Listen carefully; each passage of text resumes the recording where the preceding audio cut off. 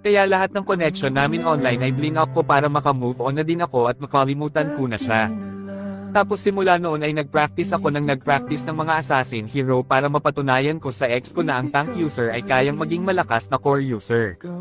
Kaya sa mga napapanood ang content ko ay shoutout sa inyo at kung nakarelate kayo sa kwento ko ay kayanin nyo din at magpractice lang din kayo para maging malakas kayo. Sa paglalaro ko din ng Mobile Legends ay marami akong nakikilalang mga bagong kaibigan na kahit matalo at manalo kami ay masaya kami at enjoy lang kami maglaro. Kaya habang lumilipis ang panahon ay nakakalimutan ko na yung ex ko at wala na din akong balita tungkol sa kanya.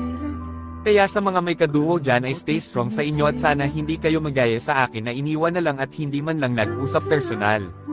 Mahirap at masakit tanggapin kasi minahal ko yung tao pero iiwan lang din naman pala ako. Nagpapasalamat pala ako sa lahat ng nakapanood ng content ko at sana ma-follow at ma-share nyo itong content ko kasi baka sakaling dumaan ito sa ex ko at mapanood niya din.